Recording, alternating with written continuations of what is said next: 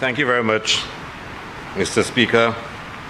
Mr. Speaker, at this point, I think it is appropriate that I provide some responses to some of the issues that were raised during the earlier debate by various members.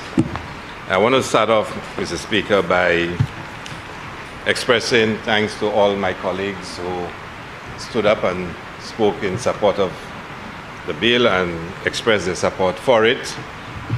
I think the member from Strozel, Salty West on the other side, I'm not sure if I heard him right, but I think he did support the bill, and I think it was quite gracious of you, and the contribution you made in terms of suggesting that maybe not in the legislation, but in our action plan moving forward, that we encourage properties to ensure the upkeep of beaches and other sites and attraction elsewhere. It is quite worthy. It's something that is being done to some measure, and certainly we can encourage it to be done a lot more than is being done. I heard some members, and certainly the case of the members from Soufrière Fossa Jacques and Grosley, spoke about where the real heartbeat of tourism is. And as a friend of mine said to me, the heart has two sides, the left and the right, so Soufrière can take the left and Grosley can take the right. Mm-hmm. And both of them can have an equal claim to being the heartbeat of, the tourism industry in St. Lucia. And Mr. Speaker, I think the Prime Minister, in speaking, pointed us to some fundamental issues and his own experiences and recollection of the tourism industry and his own vision and desire to see a tourism industry that can best connect with the people of St. Lucia, can best, reflect the aspirations of the people of St. Lucia. And he made a very powerful statement, which I will repeat shortly. The member from Castle Southeast, of course, I recall him making the emphatic statement in relation to certification. He really described the approach that we want to use to certification, and that is the ministry saying to all tourism service providers that we will hold your hand and we will lift you up and ensure that you reach the necessary standards of being world-class, which is the dream that we all have for our destination. Mr. Speaker, the member from Miku South is a rather interesting representative in this House. He served in the Parliament of St. Lucia for 5 years as a Minister of Tourism. He was a senator for 5 years. During those 5 years, for each year, the honorable member from Castries North, who was then Prime Minister and Minister of Finance, went to extraordinary lengths to ensure he had all the resources necessary to transform the tourism industry. The member from Castries North will tell you he got $50 million a year allocated to the tourist board alone, not the Ministry of Tourism. $50 million to restructure, reorganize, redesign tourism in this country. During those 5 years, not one hotel room was built in this country. Nothing. Not one heritage site was built in this country. Nothing. Instead, he spent millions providing guarantees to certain airlines. And I can tell you, when a former Minister of Tourism, Don Theophilus, came in, millions of dollars were owed to certain airlines. Millions. It took them about 3 years to pay out that debt. 3 years. The $50 million he got a year for 5 years. $250 million allocated. But he stands in this House and he has every answer for every problem in the tourism industry. He even speaks of how he wanted the hotel occupancy tax to be paid in a special account so they could fix up sidewalks and whatnot. He did not fix up one sidewalk when he was Minister of Tourism, not even in Rodney Bay. But he started Rodney Bay Village. Explain that to me. It's an enigma. It really is. How can someone who knows everything, especially about tourism, does nothing? Is it a psychological derangement? What is it? Is it an intellectual dishonesty? How can you have the answers for every single thing and you did nothing? I'm still trying to come to terms with that kind of thinking. And I want to go through some of them. How, Mr. Speaker? You were a former police officer, you used to profile persons. You probably can help me understand it, Mr. Speaker. How does that happen? And then you become Prime Minister for 5 years. Dragged into a 6 year. Into a 6 year. You did not build one hotel room. In fact, you lost hotel investments. Had to pay range almost $30 million. How do you have all the answers but no actual work ever been done? Explain that to me. Explain that to me. Now, I love listening to the member because in a way it almost becomes comical. But how do you explain this? 5 years as Prime Minister, 5 years as Minister of Tourism, and you cannot show slate for what you've done. He still wants us to be convinced that what he did in relation to Cabot and DSH were the most brilliant investment decisions in this country. He is not repentant. He is not going to say to the people of St. Lucia, I made a mistake. I should not have given away your 1,000 acres of land. I should not have given concessions that did not exist on the books, and pass a special law to give Cabinet the right to give those concessions.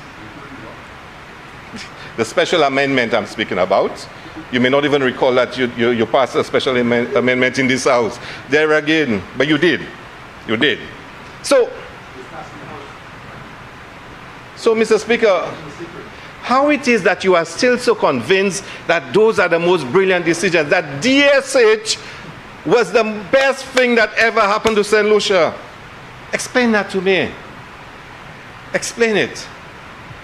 And then he speaks of Sandy Beach and how I stopped community tourism on Sandy Beach. Now, I'll say a few things about community tourism. But I said I did have the photos of Sandy Beach and what they had proposed for Sandy Beach. And he said that's not true. And I will circulate it as a document of the House with your permission, Honorable Speaker.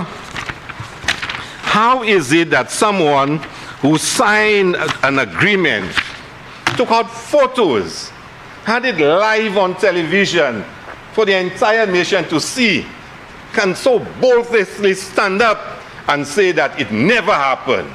How?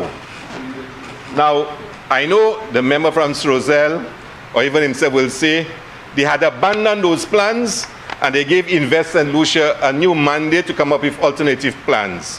But I will share something with this Honorable House. One, you remember recently he boasted that DSH was going to take us to court and sue us.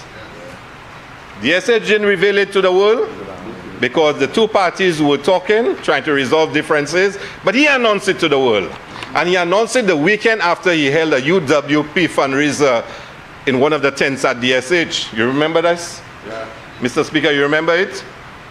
So he, Mr. Speaker, signed an agreement with DSH, and one of the reasons that DSH is asking or stating their discontent and they've been aggrieved is because a supplementary agreement was signed with him to allow them to do this to Sandy Beach. That's a signing agreement. That's a, so he signed it. He signed it. And DSH, in their statement of discontent, is saying they signed an agreement to do this to Sandy Beach and it was not fulfilled. Imagine that. He signed it. He signed to do this. And he stands in the House today and says he knows nothing about this. Now, tell me. Who signed it? He signed it.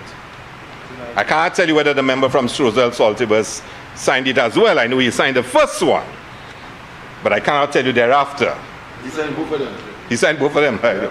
So explain to me, Mr. Speaker, how can you stand up in this House knowing that you signed an agreement with DSH to do this to Sandy Beach, to deny it? Even when I told you I had the photos, you still denied it. And then you accuse me of stopping a community tourism project on Sandy Beach. Is this a community tourism project? How? Member for Migu South. To walk out there. Member for Is it Migu South. order or Speaker, I elucidation? stand on a point of order. The What is member your point of misleading order? the House. In what way is the member misleading the House? Mr. Speaker, this was a presentation that was made to cause the government to want to give this piece of property. Okay? Sorry, go ahead, Member Mr. for Speaker. Migu My South. apologies. Yeah. If you stand on a point of order and say the member is misleading the House, just say, what did he say to cause him to mislead the House? That's what I'm saying. Go ahead. So I'm saying that the member is suggesting that this was a contracted deal. A presentation was made in order for them to get this piece of land. Okay? We gave them Il Parata and not this piece of land. And the member knows well that by the time he got into office, all the plans had been drawn up, Mr. Speaker, for all the land behind the concrete road. Okay? Subdivision was done, Mr. Speaker, and you, when you drive in the south, you'll see the two signboards are still up there talking about that particular project. So how he wants to bring anything in with regards to DSH, he can show as many pictures as he wants to, but the fact is when he got into office, the deal that was on the table was for Invest St. Lucia to develop that land, Mr. Speaker. Thank you. Thank you, member. You said that the member was misleading the House. What I gathered from what the member said from this picture was that, as you rightfully said, a presentation was made. So I don't take it that the member was misleading the House. I have no difficulty, Mr. Speaker, if that's what he said.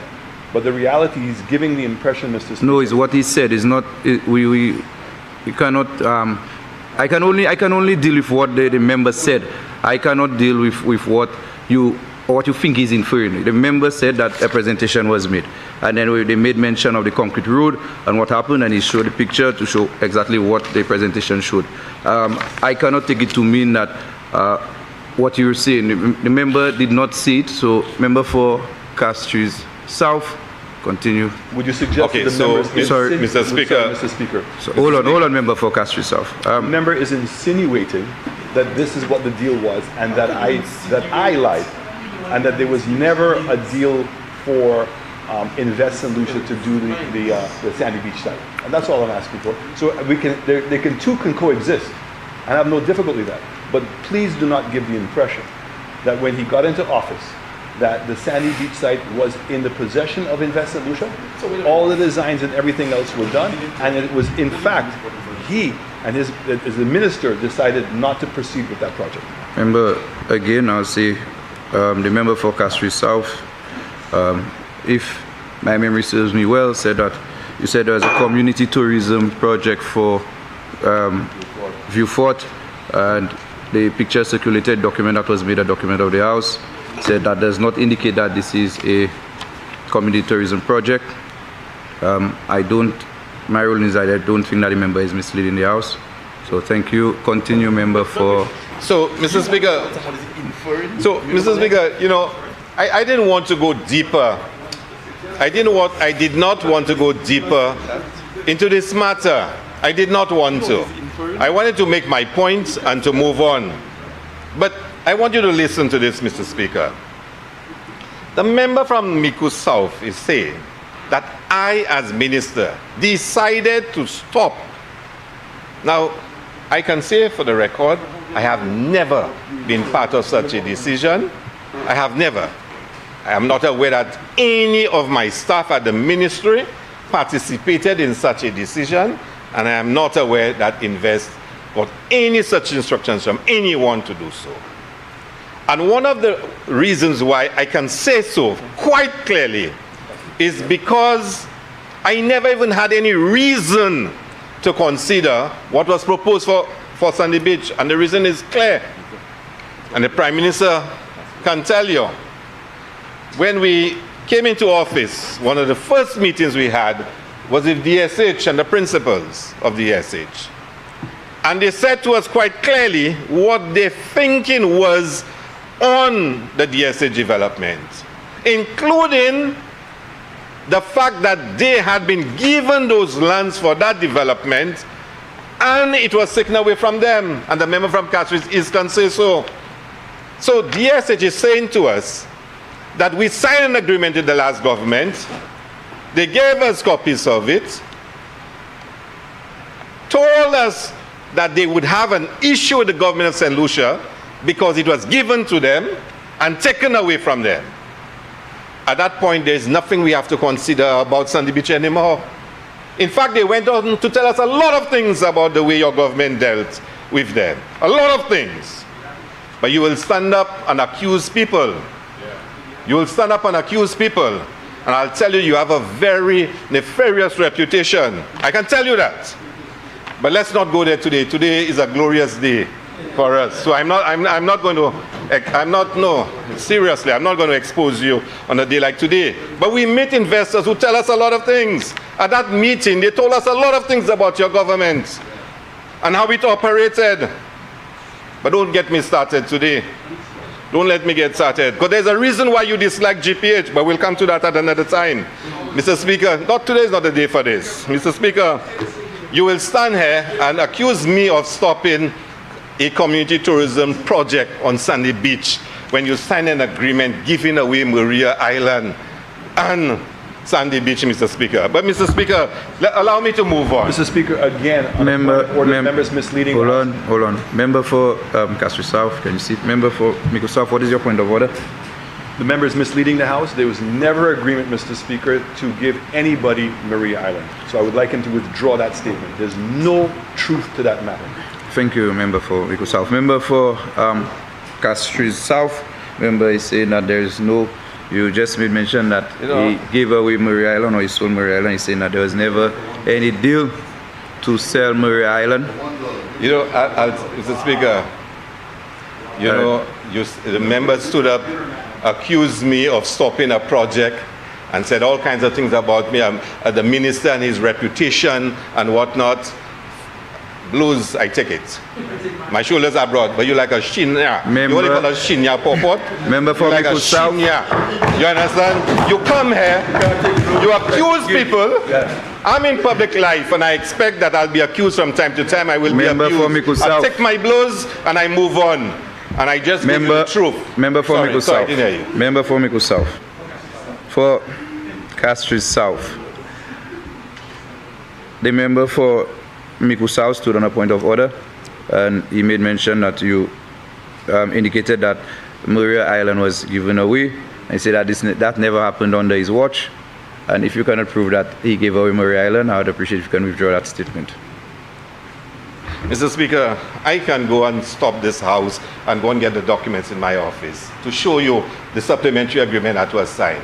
But that's not necessary. The point has been made. If you want me to withdraw, I will withdraw. But I will not ask you to withdraw what you said about me.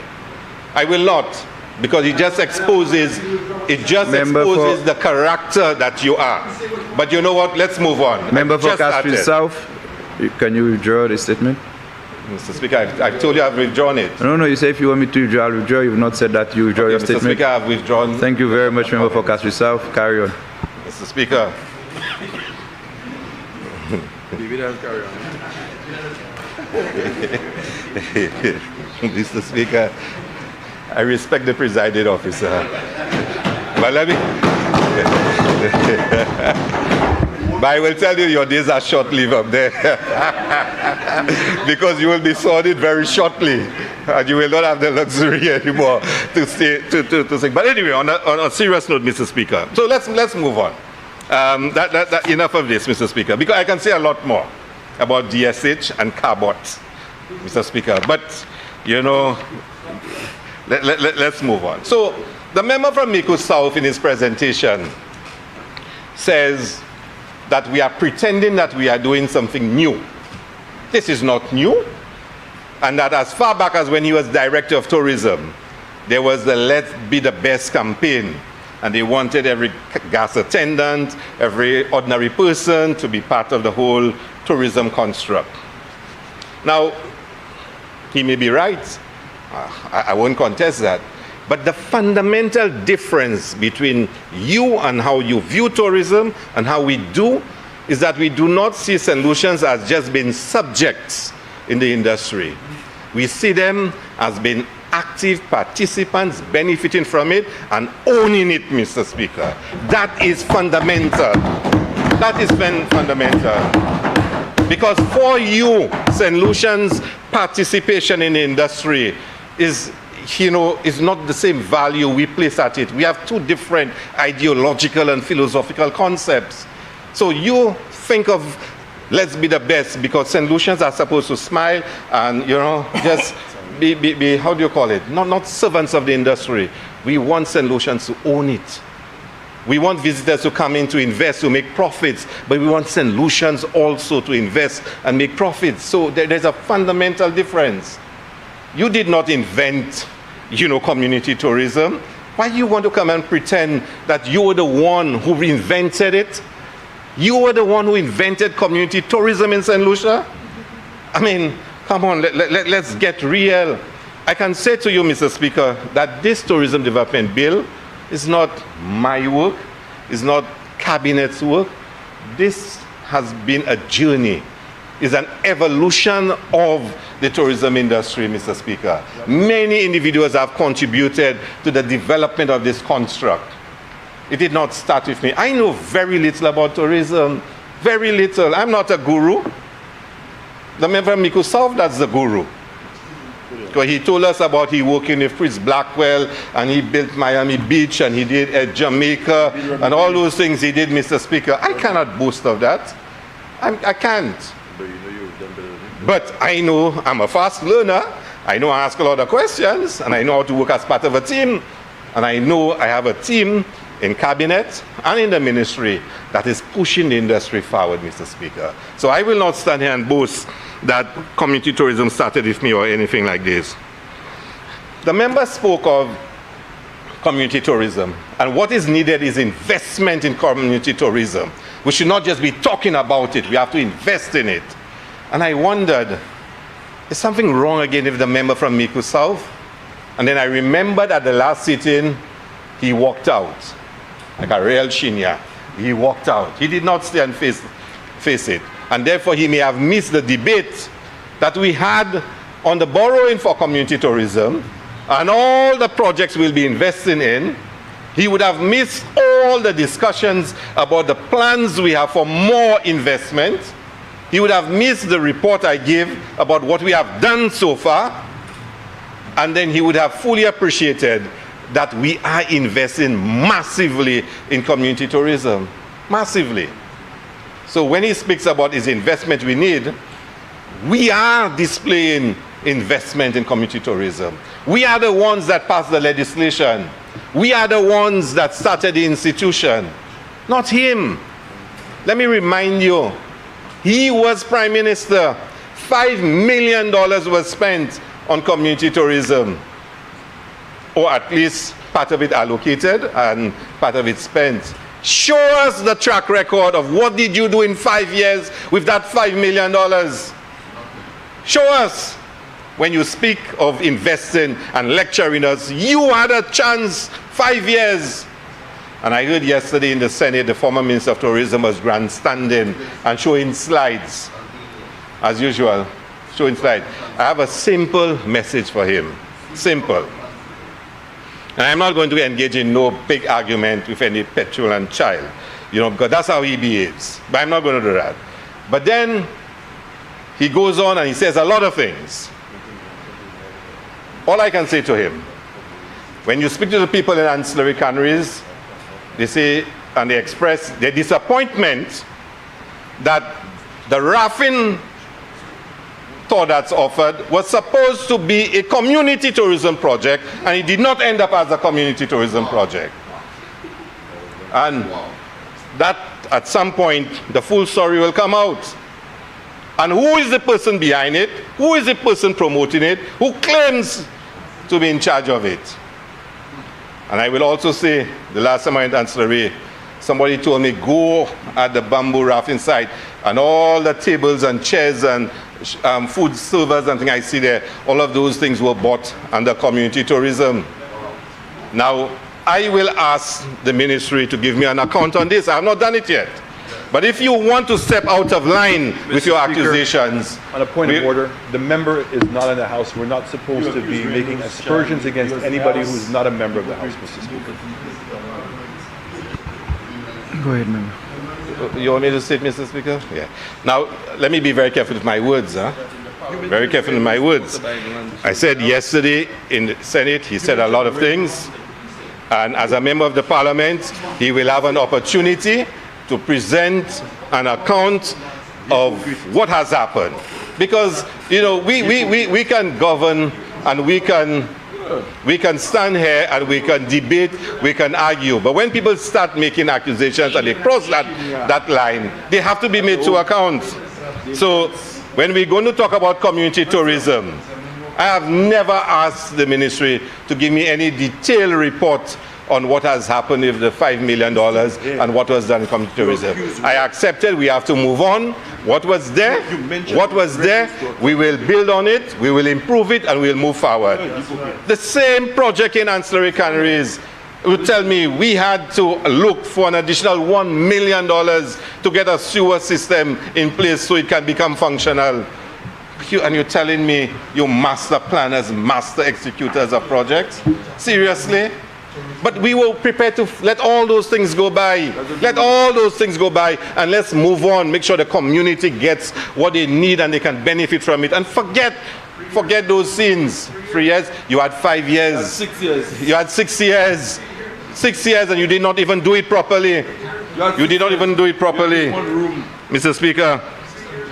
How many hotels you built? You know, the member from Mico South said, what we really need to make St. Lucia successful,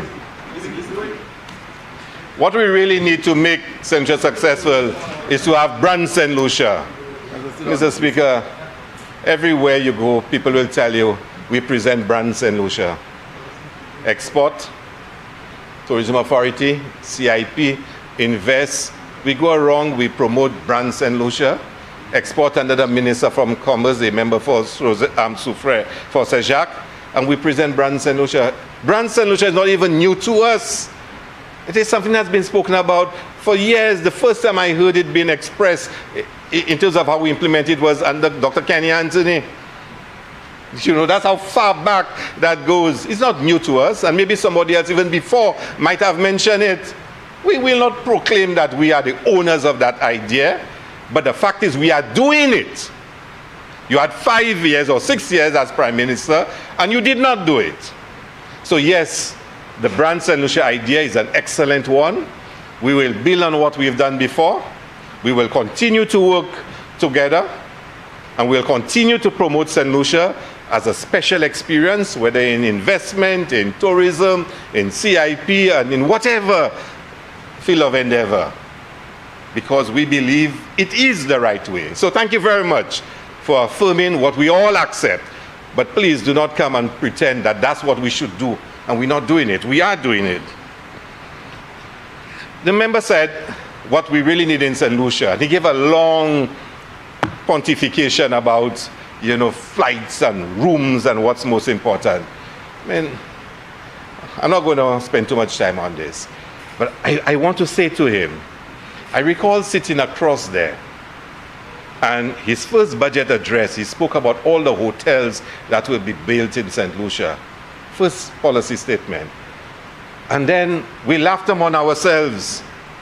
And we were reminded that during the by-election campaign in Mico, he promised he would have built, how many hotels, member from Castries is? 7 hotels. He promised that he, as Minister of Tourism, would build 7 hotels in Miku, probably. Yeah? Yeah, he in Miku, he would build 7 hotels in Miku. 7 hotels. He did it during the by-elections in Miku, and not one was built. Maybe in Miku North, but not in Miku South. It wasn't built there.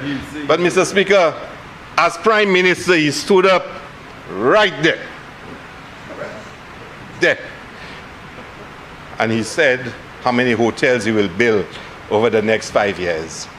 He, in an interview with Rick Wayne, his good friend, my friend too, but his good friend, said he was bringing $2 billion worth of investment the following year in St. Lucia. US. Wasn't easy? US. Me none. But he said that of the hotels you said you were going to build in your first policy statement, how many were built? None. I'm glad you say none. Of the $2 billion investment you will bring in the following year. And when he said 2 billion, Rick Wayne actually said, 2 billion? He said, yeah, 2 billion.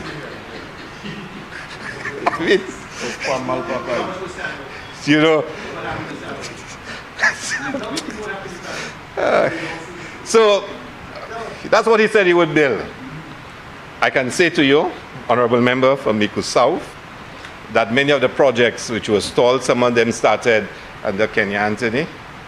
I don't want to give my friend from Roselle some more state. Go ahead.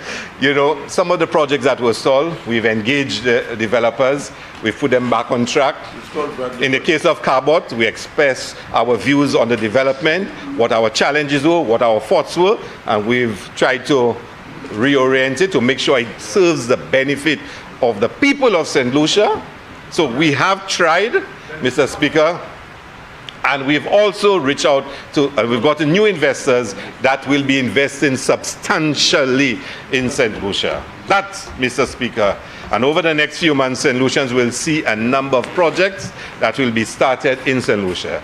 So you would have spent 5 years as Minister of Tourism, 6 years as Prime Minister, and not built one hotel room. Galaxy. Can I say something to the Honorable House about Galaxy? You know, there we go. You don't want me to say it? Okay, I would say it. But Mr. Speaker, you know, everything he touches fails. Fails, Mr. Speaker. But he stands there and he lectures us. Lectures us. He lectures the member from Grosile, Minister of Sports, about the certification of the Soufre Stadium. How do you have the gall to do this when this has been a total disaster? Don't you have any shame of people resurrecting all your skeletons?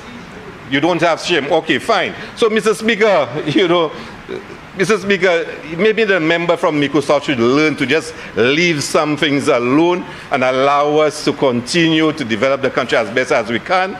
Because I honestly thought the member would come here and give a real, robust, rigorous analysis of the bill and shortcomings and where we can improve it, whatnot.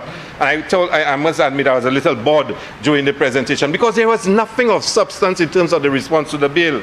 So maybe you should just leave those things alone, Mr. Speaker, and please advise him to do so. Mr. Speaker, I want to say something about 2 things before I finish. 2. The incentives. And he raised an issue about, and I know there's a lot of talk going around about it, 50% incentives, and there'll only be 50%, you know, incentives given. And maybe the fault was mine. I didn't explain it properly, but you can appreciate the amount that I had to say, and I was trying to be quick and gloss over as many of the issues as possible. So I didn't give it sufficient attention to explain it. And Mr. Speaker, the legislation provides for generality in terms of, you know, what's required for somebody to get concessions. It speaks of the different schedules, whatnot, but it doesn't go into the details. Those things are left for the regulations. The regulations are not in force until the legislation has been passed and the minister signs the order for the regulations to come into effect. So, first of all, his suggestion that this piece of legislation is repealing existing legislation and there will be nothing existing is wrong. It's wrong. There will be a date by which the new legislation come into force. So until then, the old still apply. And when the new legislation comes into force, the minister signs the order for the regulations that will accompany the new legislation.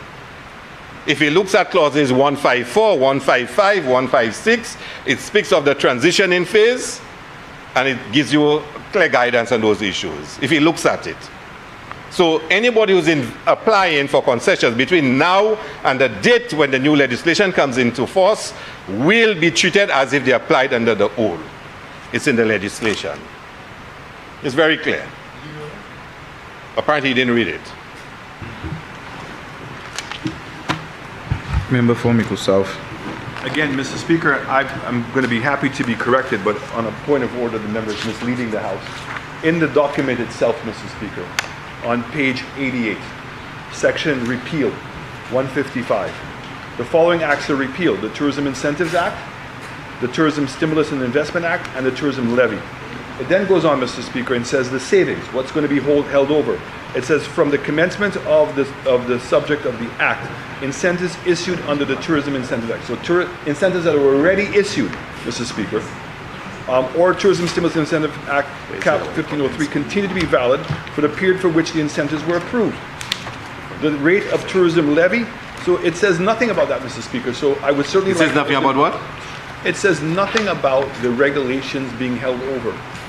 It says that the acts have been repealed, and when it speaks of the savings, this is page 88, okay, it only speaks to incentives that were given, that they now continue, they're grandfathered in, would be the term. But there's nothing here that specifically says that the schedule of incentives that existed under those acts are being saved.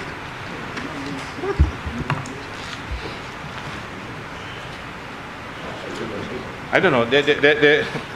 Maybe I don't understand what you said really. Any concessions you got under the old act, you will continue to enjoy it. Yes. Speaker, that's not what the member said. What the members, may I, Mr. Speaker, I apologize. Mr. Speaker, what the member said is that the schedule of the regulations would have continued to be in play. There's nowhere in that document. Who said so? No. You did. Who said so? So you're telling me that you've repealed the act, and exactly It's what I not said is repealed. 100% accurate. In repealing the act, then the incentives as we know them have been repealed. So if I want to apply for new incentives tomorrow, what guides me? Where is it? Mr. Speaker, I will read for you again.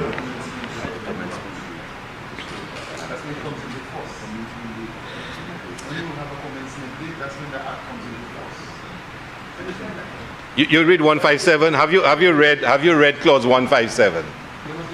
Read 157. Read it aloud so all of us can hear. Read it aloud. Member for Sorry, my Castro South. You will speak through the speaker and you will not give orders Okay, to Mr. other Speaker. members of this honorable house. Go ahead, member. So, Mr. Speaker, the Act provides for persons who have made, in other words, okay, let me put it differently. Honorable member, let me try and explain it differently to you. So, if you look at clause 1, the Act shall come into force on a date to be fixed by the minister by order published in the Gazette. So until then, the old legislation continues. No? Mr. Speaker, may I? Mr. Speaker. Member, Mr. Speaker, what are you standing on? What are you standing on on? the point of order, that we're What is still- the point of order? that we're still misleading the House. In what way is the member misleading the House? Sorry, Mr. In what way is the member misleading the House? Because Or what the have you member said to is mislead the making House? reference to section 157 and suggesting that that section answers the question. It doesn't. If you read what it says here, the application made for incentives. So if there's an application that's in place today that has not been approved, right? The Tourism Stimulus Investment Act that has not been finally determined before the commencement of the act is deemed to have been made under this act. Right. So what? But if I'm going to What apply do you under mean- this what do you- act, what Mr. is Speaker, this if I'm act going to to mean apply the under new this act? act, that's what I'm saying. Where are the details? If I have 10 rooms, what can I expect to get? The same schedule that the member is speaking of, which I agree.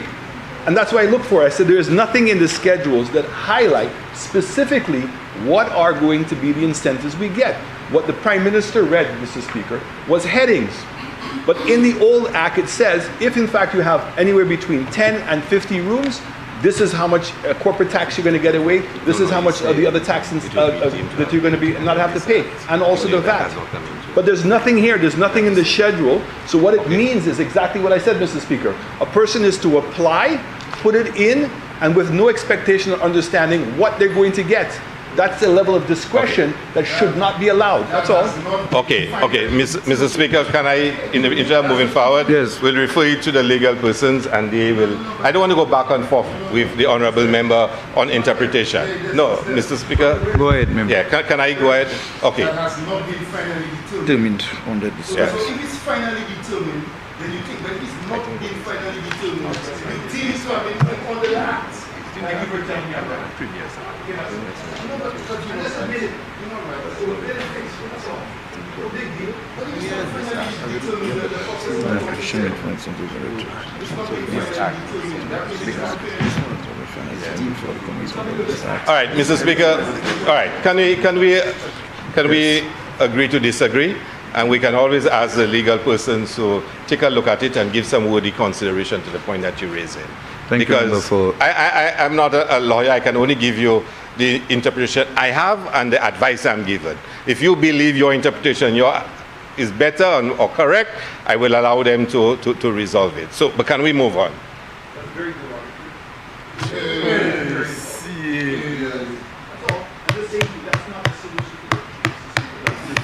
Member for Castries South, can you continue with the Can I presentation? continue? So, Mr. Speaker, I was making the point that the real details would lie in the regulations.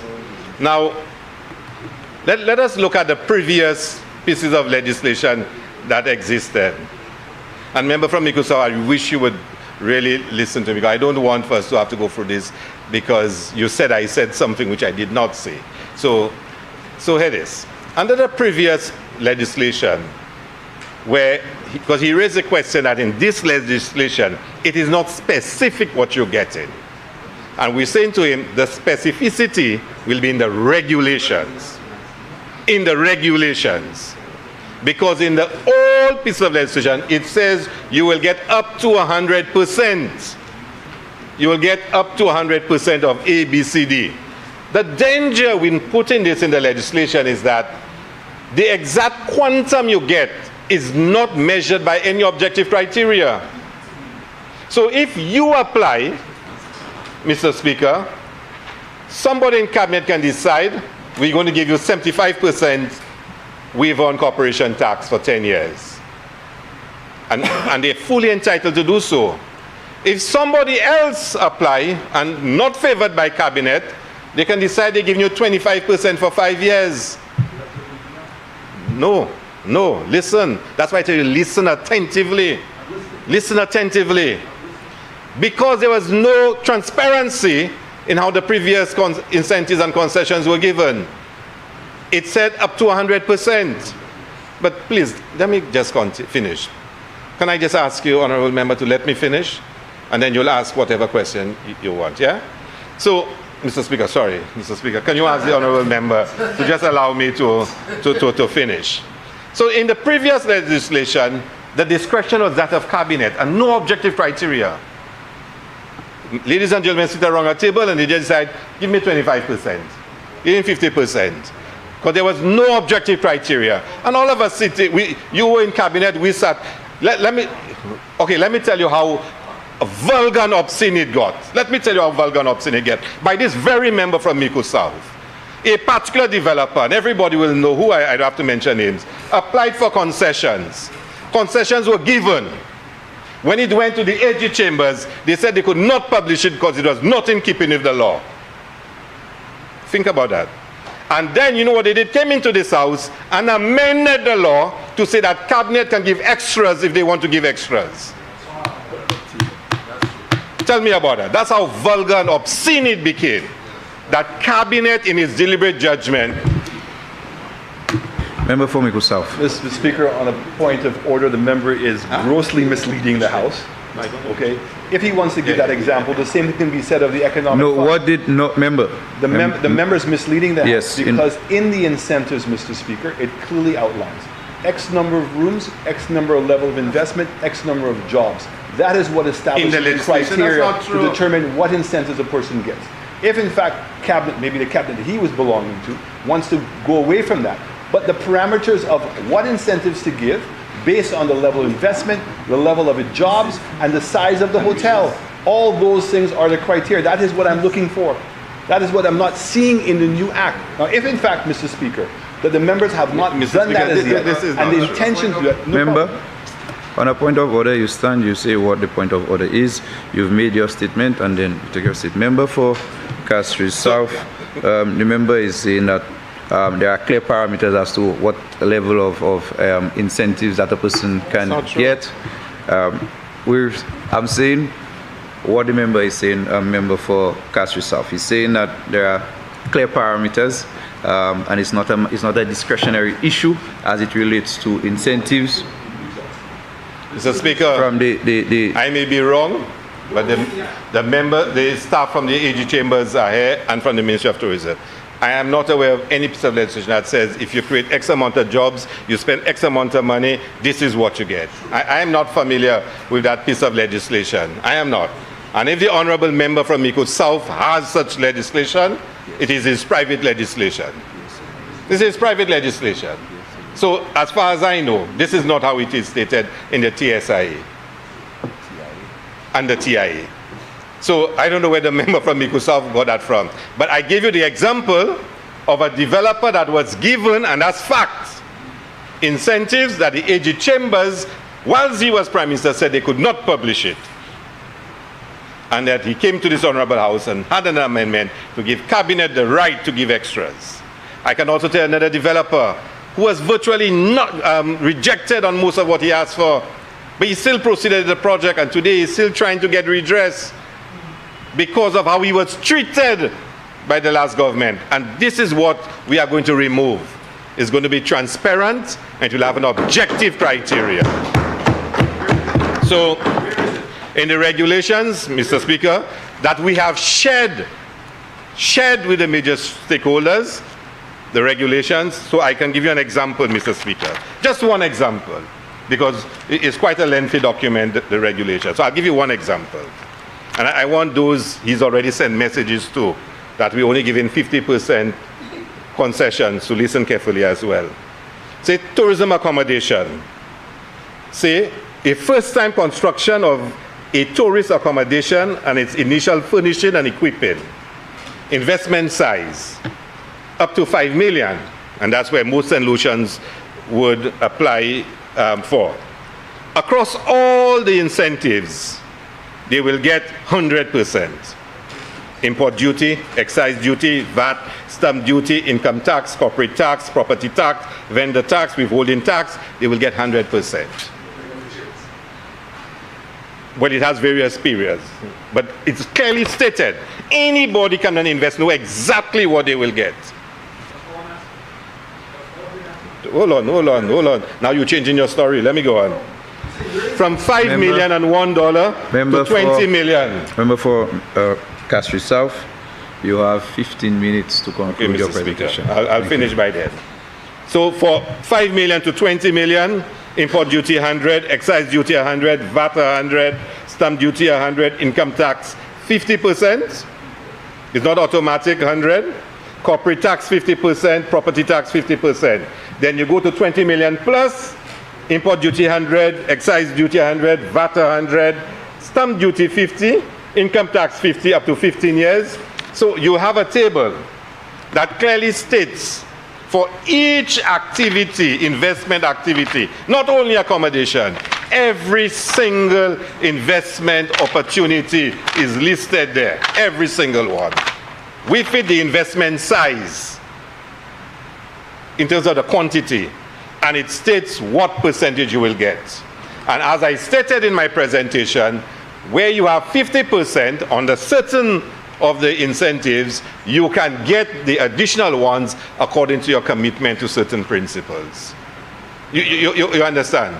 It means any investor coming to St. Lucia, any St. Lucian, and may I say, most of the investment opportunities that St. Lucians engage in through our historical data, they will maximize incentives and concessions. Okay? But what it does, and where it will eat at the member, is that anybody coming into the country or any St. Lucian investing cannot be discriminated against anymore. It's a transparent, objective criteria of who gets what. You know what it does? And it's a very brave decision for politicians to have made. Very brave. It reduces the discretion of politicians to decide who get incentives and benefits in this country. Which is why in the legislation a decision can be made that a committee in the ministry can decide up to a certain amount the concessions that are granted, because the table will say exactly what you can get. There'll be very little space for discretion. And politicians of this government actually took a decision to outline in a very transparent, open way what are the benefits you will get when you come and invest. Nobody will hold anybody to ransom, nobody will threaten anybody, and nobody will discriminate against anybody in this country when it comes to investment in the tourism sector. And politicians took that decision. I'm not saying there is absolutely no discretion, but the space for discretion is severely minimized. Severely minimized. And I know a piece of legislation like this, a progressive piece of legislation like this, can never be passed by a United Workers' Party government. Never. Because they thrive on discriminating against certain people and favoring others. And if some people don't like me for saying this, I'm sorry, it is the truth. All St. Lucians must feel, regardless of political persuasion, that they are treated fairly and squarely. And these regulations, when they are published, and we still probably have some tidying up to make, we're still getting feedback on some of them, will be a public document and not what that exists right now. So the member doesn't like it. And you have to really reflect on this, Mr. Speaker, that this member, when he wanted to give concessions, he gave beyond what the law said he could give. The AG Chambers in his own government said they could not publish it. He came to this house and he did an amendment so that the cabinet can give extras. Think about that abuse of power. This stopped this. This stopped this. So he cannot feel comfortable anymore. So, Honorable Member, we will determine a date by which a new act will come into force, and the minister will sign the order, and the processes will take over. I'm not saying it is a perfect document. I can tell you it's guided by experience and historical data. We may have to amend it, we may have to modify it, but that's the nature of the beast. We try to capture everything for every situation. And you know you will never totally get it that way. Never. So I am prepared to say that the regulations may have to be tweaked along the way until we approximate the very best practice. But this is a good start. And we are removing the stain of the Alan Shastney administration on the investment climate in St. Lucia. So, Mr. Speaker, I think I have dealt with most of the issues. Is there any other issue, Mr. Speaker, you wish me to address? So, in conclusion, Mr. Speaker, let me thank again the staff of the Ministry and of the St. Lucia Tourism Authority and the staff of the Attorney General Chambers. I wish the member from Beaufort South was here today and to hear what he would say about the legislation. He did work with us in an earlier draft and give us some very valuable ideas as to how to improve it, Mr. Speaker. A lot of what we have in there actually, policy positions that he would have stated many years ago. But the staff did a fantastic job. They worked extraordinarily long hours on weekends, Mr. Speaker. Many a times they called me, asked me to bring pizza for them, which I did not always do, Mr. Speaker. But they really worked hard, the AG Chambers and the staff, to get this where it is, Mr. Speaker.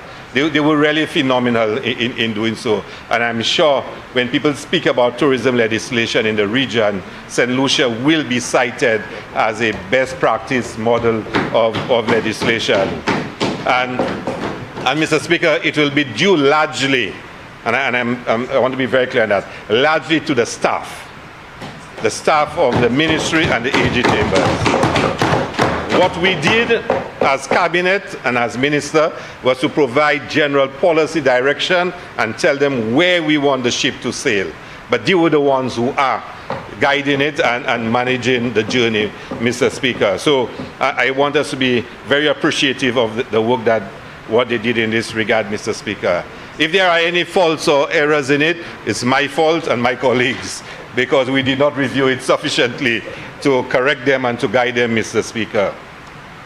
I want St. Lucians to reflect on what we've achieved today, to reflect on what this government has been doing, the Youth Economy Agency, the MSME, Mr. Speaker, and the community tourism, and now this, as very clear statements of our faith and belief in the capacity of St. Lucians to achieve. We believe that our people, if given the support, if given the legislative framework, if given the financial support, and if provided with the leadership, can achieve great things.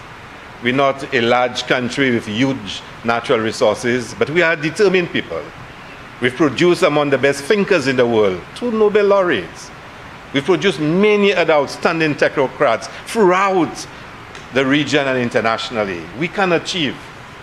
We must have the faith and the belief that as a people we can do so. And the role of this government is to provide that support, provide that leadership, so our people can be bold enough to take the steps to achieve. This piece of legislation is another step in doing so, to tell our people that the tourism industry, the engine of this economy, the economic activity that brings in the most money into this country, can belong to them. It can belong to them. And this offers them the opportunity to do so. The assistance we give through the Youth Economy Agency, the assistance through the Community Tourism Agency, what we're doing in sports, the semi-professional league, the high performance center, all those things are about saying to our people, you can do it. And the role of government is to create the enabling environment for you to succeed. Have faith, seize the opportunities, and let us make St. Lucia a much better place, because we can do it. And we would have differences. I think today I clearly stated that there's a sharp divide between the United Workers' Party, the opposition, and ourselves. There's a sharp, sharp divide in how we see St. Lucians and how we approach the development of this country. So, Sapaflabo? So, Mr. Speaker, as I end this debate, and I ask that we move on to committee stage, Mr. Speaker, I really want to tell you that I am proud of what we have done. And I look forward to St. Lucians making the best opportunity and the best use of the work that has been done. Thank you very much.